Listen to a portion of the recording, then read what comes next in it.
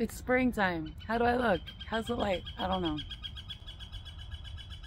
So everybody, welcome back to my video series, New Age to Jesus Testimonies all through the years. Today, we're gonna get into the bigger guns, the guns. Today I'm gonna talk about Wicca and witchcraft and Satan's first, like, really in-your-face intercept in my life. High school.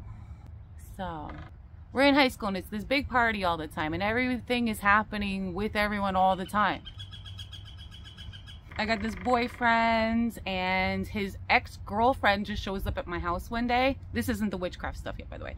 She was like big dreadlocks and the hippie clothes. I was like, what is this? And she was like, oh, where's my ex-boyfriend? Who's your boyfriend now? And I was like, oh yeah, hi. And then when he came to my house, he was like, oh yeah, she's been everywhere. She travels the whole world. She makes crafts. I was like, yeah, no, this is gonna be my life. I'm gonna like go travel the world. Do my eyes look okay? Now the sun's coming out. Am I gonna get a glare? Like, I basically spent the rest of high school like sewing fabric together to make a dress, pretending to make essential oils and carving out an incense burner. And like, I'm gonna like make the crafts and do herbs, live off the land and everything to be natural. And the parties continued and everything was wild all the time. I was gonna go live with the Native Americans. That was the whole plan. So, you know, I graduated high school with like no plan except I'm working in a flower shop and then one day I'm gonna go live off the land with the Indians or the hippies, somewhere. I really did think that. So before I even got a van or went anywhere with my little hippie self, who was like part hippie, I was also part goth, by the way, okay? Can you tell which one stuck? So interestingly, in those last years of high school, out of nowhere, there's this like Jesus revival in my heart and in my life. I suddenly just like started to pray to Jesus, to believe in Jesus. My mom, like, we're watching the movie Godspell, like all the time, like over and over again. And it was just like something that was growing in my life, despite everything.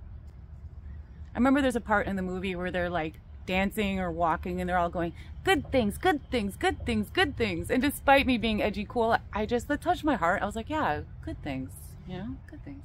Just thoughts, little seeds planting like a field. Well, what do you know happens? You hear ever the proverb of the different soils and the things that happen when you lay down the seeds? Well, at this time, as I'm also being a hippie, I start getting this like fascination with like nature, herbs and the earth and horticulture and meadows and fields and mountains and valleys. Really fascinated when feeling this, that there's something missing, right? I feel that there's some disconnect, like there's something in between me and this creation. What do you think that was, right? But I'm like, what is it? I feel like something's missing in my life, in my soul. Wouldn't you know? I'm not kidding. I am in my house, in my kitchen, and this girl comes to my door with her friend. She brings this girl into my house that I'd never met before. No, I met her at the mall briefly, like a little before that. And she sits there and she starts pitching this thing to me, like, I have something to tell you about life and I gotta tell you this thing and I got this thing for you to know about. And she like touches, I had this one dreadlock and she touched my hair and she said, when I met you at the mall and I touched your dreadlock, I felt power. I just felt power. I was like, really? And then she starts describing Wicca to me, witchcraft. And don't you know what my response was?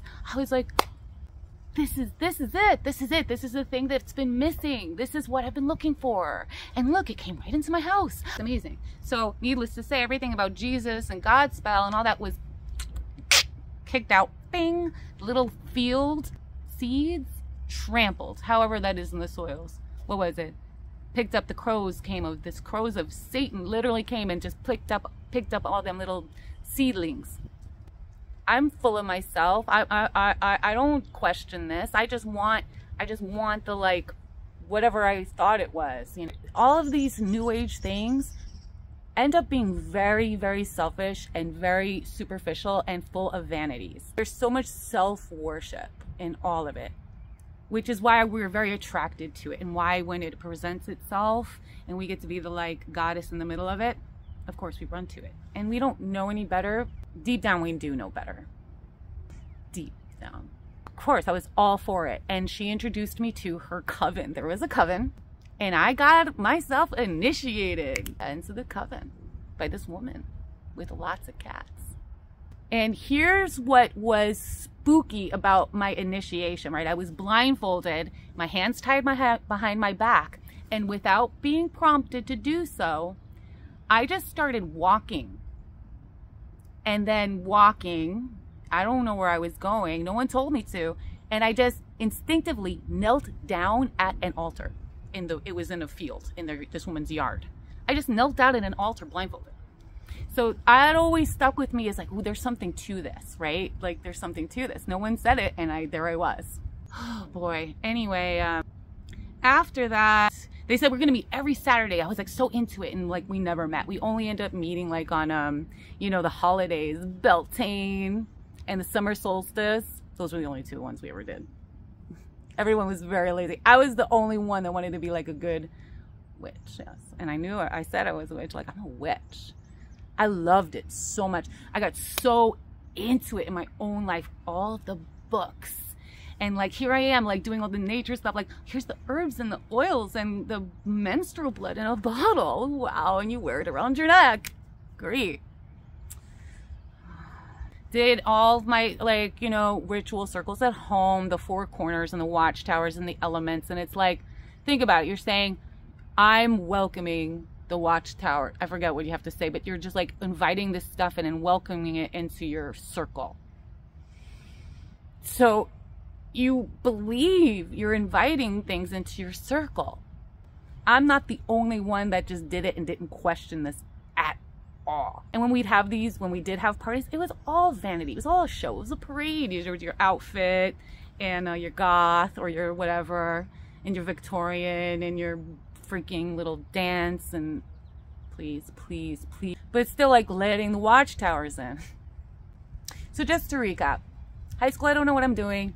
Starting to find Jesus, Satan sends an envoy into my house to like capture me, take me away and pluck the little seeds out of my ground that he's trying to plant the seed of the word of God, to plant my salvation. Satan literally comes and steals it. So I'm doing it, and I'm doing this, and I'm doing this, and whatever. And I'm still gonna go cross country and find the Indians, and I'm still gonna this, and I'm always thinking, what's gonna come? Something's gonna come. That's just how I am. Like I have no plans. I have no like real aspirations except something's gonna come. So guess what ended up happening? In that summer, I had my first official, complete and total, absolute nervous breakdown. I am not talking about a panic attack. I'm not talking about the worst anxiety attack or PTSD thing you ever went through. I went a full nervous breakdown, okay? I won't say that I didn't do a bong hit the night before. And I know I said I didn't really do drugs, but like sometimes I did some weed. This was the one time I did some weed.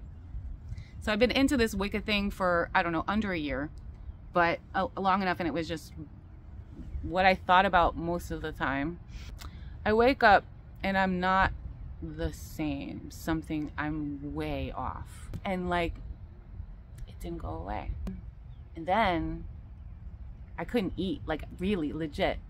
Could not put down food. I would just get really nauseous. And then I just felt really messed up and terrified like all the time. So it was this nervous breakdown that went into a massive clinical depression. And I asked my friends, my best friend again, you know, she's like, do you feel distant? I'm like, yeah, I feel like distant. It's very weird. And she's like, that's depression. I'm like, oh my God, that makes so much sense. I couldn't feel, do you know what I mean? Like I could not feel. I couldn't feel my emotions. I couldn't feel my mind. I couldn't feel my body. I had this like motor retardation where I couldn't fold laundry right. Everything felt, it was a complete nervous breakdown. But this time, you want to know something?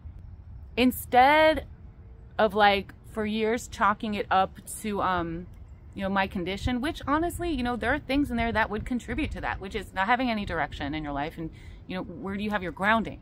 Where's your assurance of the future? Where's your survival? How do you have any aspect or understanding of survival. So that's a good reason you might have a nervous breakdown. You know, and the weed is, I'm sensitive. Like, no, that's not very good. But even then, when I was dealing with it, I'm like, yes, it was the Wicca. I believed it was. And here's what's messed up about the nervous breakdown and me blaming it on Wicca was not that I thought there was something wrong with the Wicca. No, there was something wrong with me. Like, I wasn't good enough at the Wicca. I was not able to handle it. I wasn't good enough to handle it. I wasn't good at it. I wasn't ready for it. So the Wicca offered no real satisfaction with life, no meaning, took up all my time and vanities, promoted myself, and then I had a nervous breakdown. Once I got a handle on what was going on, I started to begin slowly getting a handle on my life and recovering. So it was 2 weeks of acute like breakdown anxiety, and then the depression. And this depression lasted from August to about March, April. And what happened during that recovery time was really starting to find myself little by little, like the things that would bring me calm or the things that would make me feel okay. So through that, I began to appreciate having the depression because I felt like it kind of unloaded a lot of things going on in my mind. Like while I was in Wicca, like I was just thinking about fairies. What am I thinking about fairies? Like what are the fairies gonna do? What am I thinking about fairies? Like I'm 5 years old. So coming out of the depression, there was correction. Correction took place. But when I first had the nervous breakdown, I remember calling my coven mom witch and saying that I had to leave the group. The Wicca was too much for me. In 1999, I felt like I really had recovered, and like things started changing a lot for the better after that nervous breakdown. And I learned to like even appreciate the whole process and did go back into Wicca. If you're a Christian and you have covenant eyes, you know what I'm saying is true. Stay away from these things. I didn't know this girl, and I barely knew the girl who brought her over. Came right into my house and then snatched me out. Why now in my life when I'm like finding Jesus Christ? The war is real. The war for your soul and my soul and every moment of your life is a real war, and it's a real battle. So, I mean, that's basically the story. There's really nothing to kind of take apart here. Witchcraft is witchcraft. It doesn't disguise itself as anything else. It doesn't disguise itself as New Age. It disguises itself as witchcraft. Or does it? There's a lot in New Age that is basically Wicca. It's just called something else. And a lot of people would say Wicca is white magic. But we're still living in a time where people would still, in general, not be so quick to hop on being called a witch of any kind. Whereas like meditation and yoga and all these things, like, you know, this has become, like I said, a big institution. It's like taken over. It's in the hospital. So in 1998, I did go cross country and I hated it. I didn't find the Indians and was still like depressed and really messed up. And I was better, but I was really messed up. And it was in 1999 that I first started getting some decent ground with life for the first time. Or did I?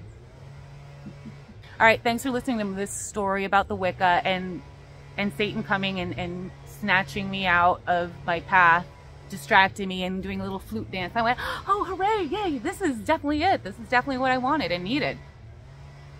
So watch out for this stuff, please, and watch your kids with this stuff. It's evil and it's dark. There's nothing good to it. There's nothing good. When I was 10 or 11 years old, I was like really into Jesus, really into having my communion. I was really into praying. I was really into my CCD. And that just kind of shows that Jesus had his hand on my life.